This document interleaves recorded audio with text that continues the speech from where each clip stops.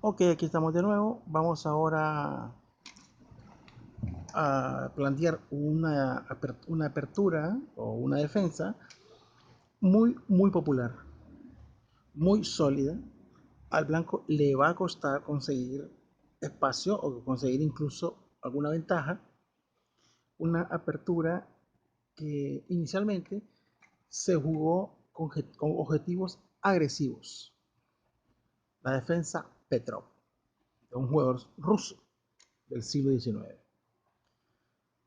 La jugaron con ideas de ataque, jugadores de la calidad de Paul Murphy.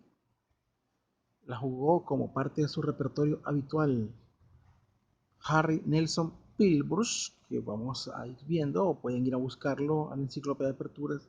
Es una de las eminencias en apertura del siglo XIX, candidato a ser campeón del mundo, pero que la mala salud no se lo permitió. Y ya no se diga que era parte de su repertorio habitual también de Frank J. Marshall, que sería una, una barbaridad pensar que Marshall jugaba todas sus partidas para tablas. Era, como él mismo se denominaba, el Jack Dempsey de la época. En la actualidad, un jugador que la puso la sacó, digamos, de los archivos y la puso muy de moda, fue Anatoly Karpov, uno de los mejores jugadores de la historia. Y ahora la élite la juega muy de vez en cuando con la idea simplemente de sostener la posición y sacar unas tablas honorables. Nosotros la vamos a explicar siempre de manera muy básica. Espero no profundizar mucho porque no es el objetivo es simplemente darles una pequeña guía. Comencemos pues. Aparentemente, con la segunda jugada de las negras, estas intentan contraatacar. Es una defensa aparentemente agresiva. Por ejemplo, comienza con E4, E5, caballo F3 y caballo F6. A esto se le denomina defensa Petro. Si el blanco juega, digamos, caballo C3, entonces estaríamos jugando y el negro responde con lo mismo que a un caballo C6, estaríamos jugando una apertura de los cuatro caballos que vamos a ver luego. Entonces, aquí hay dos líneas. Una es tomar el peón en E5 y la otra es llevar el caballo, llevar el peón de D2 a D4, es decir, D2, D4. Esa es la línea favorita de Steinitz. Aquí voy a explicar algo. Quiero que le pongan aquí un poquito de atención. Steinitz jugaba D4 porque en su época todos los ataques debían ser para invadir el centro del tablero. En su época, los mejores jugadores respondían con capturamos en D4, se empuja el peón de rey, el caballo entonces salta a E4, tomamos con la dama en D4, ganamos un pequeño tiempo entre comillas, atacando siempre el centro, es decir, el caballo que está en E4. El negro sostenía con D5, al capturar el paso y retroceder con caballo por D6, las posibilidades se igualaban. Toda la estadística indica que el negro va a sacar muy poco de todo eso. Aún así, por alguna razón, las negras no capturan en la actualidad de esa manera, sino que cuando hacen D4, volvemos a la posición, cuando el blanco hace D4, ellas capturan en la actualidad caballo por E4. El blanco le pregunta al caballo qué es lo que está haciendo, se sostiene el caballo con una jugada de 5, es típico de la Petrov, invadir el rápido centro. Y entonces el caballo que está en F3 salta a E5, recupera un peón o recupera el peón y la partida continúa. Normalmente en la actualidad te juegan el caballo D7 y el blanco captura en D7. Sin embargo, hace algún tiempo yo encontré una línea muy bonita que habría que profundizarla, tal vez para enseñársela a los jugadores más nobles, y es la de caballo por F7. Eso lo jugó Zaitsev contra Karpov, cuando Karpov era un chaval. Y Karpov creyó pues que, hombre, Zaitsev lo estaba examinando y lo que había pensado Karpov es que, hombre, este señor me quiere confundir. Está claro, así, abuelo de pájaro, que tomar el caballo en F7 sacaría la dama hasta H5, el rey tendría que salir a bailar y la dama dominaría mucho espacio en el centro del tablero. Eso lo pueden verificar con líneas ustedes mismos. De tal manera que Karpov jugó un dama E7 y debe haber dicho, lo tengo, amenazo un formidable descubierto y ataco el caballo que está en F7 y activo la dama. ¿Qué pasa? Para sorpresa de Karpov, Zaitsev captura en H8. Veamos, caballo C3 le da un jaque descubierto, el rey debe moverse y las blancas pierden la dama. Cualquier jugador, buscando cómo recuperar material, hubiera llevado la torre a E1 con la idea de explotar la columna central. Pero no, Zaitsev tenía uno de esos días inspirados, en los días en los que quería hacer algo brillante, y toma en H7. Sería muy bueno hacer un estudio psicológico de qué es lo que pasa por la cabeza de un gran maestro cuando hace ese tipo de jugada, o cuando, mejor dicho, las puede conceptuar. Karpov entonces toma en F2 con la idea de ir a cerrar la columna con un caballo 4, lo que le va a dar un chance de conservar la dama de ventaja. Pero aquí simplemente las blancas dan jaque en G6, no le queda otra que la D8, caballo va a F7, da un jaque, el rey va otra vez a D6, da jaque, y lo que tenemos ahí es un perpetuo. Es simplemente un perpetuo del que no puedo salir, y Karpov debe haber quedado sorprendido de la gran fuerza creativa de Zaitsev. Ok. Vamos entonces hasta la segunda jugada.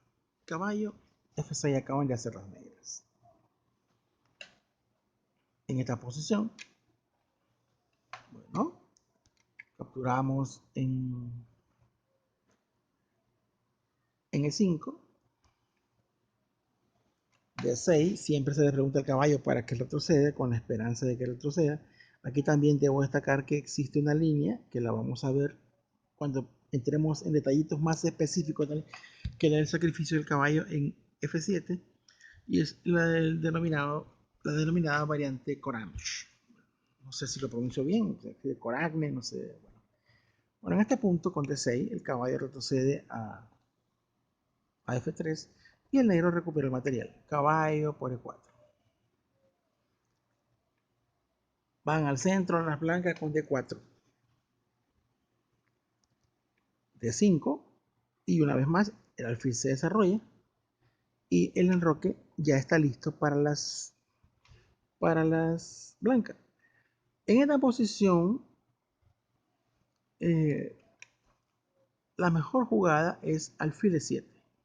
Sin embargo, como dije, es alfil E7. Sin embargo, muchos optan por ir alfil D6. Y veamos. Y vamos a ver la diferencia. Alfil D6, bueno, hay que enrocar lo más rápido posible. El negro imita, enroca, y ahora C4. El caballo de E5 está un poco flojo, ¿verdad? Hay que sostener la pieza o el centro con C6. Desarrollamos el caballo C3 y hacemos presión en E5, en D5, perdón, y en E4. Y estaría a ver cómo reaccionan las negras para sostener ese centro. Pueden capturar aquí, digamos, caballo por C3, capturan en C3, pero el centro pasa a ser muy, muy inestable. Por eso, en algunas ocasiones capturan en C4, pero son las blancas las que llevan aquí un jueguito un poquito más activo. Ok, entonces tenemos que no alfil D6, sino llevamos el alfil a E7. Vamos a ver, continuamos. Una partida normal, enroque corto, el negro entiende que también puede hacer enroque corto, pero al estar bloqueada toda la columna central con el alfil en E7 y el caballo en E4, el enroque no resulta ser tan necesario en este momento. Y desarrollan una pieza con caballo C6. El blanco continúa con la misma idea anterior de desestabilizar al caballo que está en E4.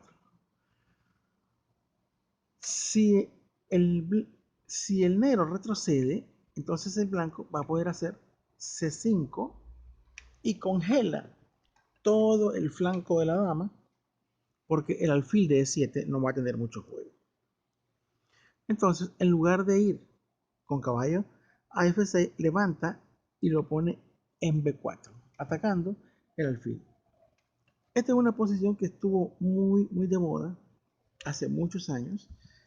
Las blancas retrocedían con alfil A7, con alfil A2, creo que todavía lo hacen, pero en esta ocasión, como dije, vamos a explicar solo las ideas básicas, ideas muy básicas. De ahí que lo más sencillo sea capturar en D5. El negro continúa con su idea, caballo por D3, dama por D3, y se captura con la dama en D5. Hacemos un poco de presión con torre 1, el negro sostiene el caballo con alfil F5 y de paso da un rayo X a la dama. De ahí que el juego sea muy parecido. Las negras han jugado de una manera muy activa. Podemos decir que están un poco adelantadas en desarrollo porque aún falta que se muevan el caballo en B1 y el alfil de C1. De ahí que el juego sea muy parecido y la continuación podría ser el caballo va a C3, el negro captura, recuerden que le convienen algunos cambios para tratar de aprovechar en un momento la debilidad en D4 que es un peón aislado. Tomamos con la dama, sostiene con C6. Aún así, el blanco tiene torre 5, que es una buena línea. La dama debe retroceder entonces a E5, perdón, a D7. Y ahora D5, un sacrificio posicional que habilita la casilla D4 por el caballo. Lógicamente no captura. No captura y hace enroque. El rey no puede estar en el centro del tablero. Capturamos en C6. De captura con peón. No puede hacer más porque la dama está supeditada a la defensa del alfil que es atacada por la torre. Y vemos que a pesar pues, de que tienen un poco habilitados los peones, las negras disponen de la pareja de alfiles y de un excelente contrajuego en la parte posterior del juego. Están, por ejemplo, amenazando llevar el alfil a la casilla F6 y tratar de ganar alguna calidad en esa diagonal. Como vemos, es una línea muy activa, muy recomendable para los jugadores nobles y, como dije, son líneas sencillas, no pretendo que sea un manual de aperturas, pero lógicamente jugando de esta manera, el blanco siempre va a tener un juego más o menos aceptable. Bueno, eso sería todo por hoy y pasaríamos a la siguiente apertura en el siguiente video. Muchas gracias.